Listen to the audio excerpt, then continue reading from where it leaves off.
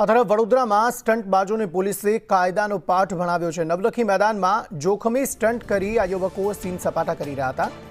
4 ગાડીઓ સાથે સ્ટંટ કરતો એક વિડીયો ડ્રોનથી શૂટ કરવામાં આવ્યો હતો। આ રીલના વિડીયો વાયરલ થતા પોલીસ એક્શનમાં આવી અને ટ્રાફિક પોલીસે સ્ટંટ કરનાર 9 લોકોની અટકાયત કરી છે। પોલીસે અટકાયત બાદ સ્ટંટબાજો પાસે માફી મંગાવી। પોલીસે સ્ટંટબાજો પાસે માફી મંગાવીને ઉઠક બેઠક પણ કરાવી હતી। ગૃહ રાજ્યમંત્રીએ કહ્યું છે કાયદામાં રહેશો તો ફાયદામાં રહેશો, પરંતુ કેટલાક યુવાનો અથવા તો એવા લોકો કે જેને સોશિયલ મીડિયામાં વાયરલ થવા માટે આ પ્રકારે સ્ટંટ કરવા પડે છે અથવા તો કરે છે, તેમણે એ વસ્તુ સમજવાની જરૂર છે કે કાયદામાં રહેશો તો ફાયદામાં રહેશો।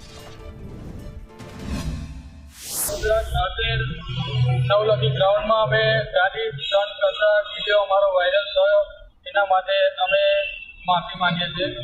કે અમારી ભૂલ છે કે વિડીયો બતાવી ઘટના ના ઘટે બીજા બી સાથે, તે ધ્યાન રાખી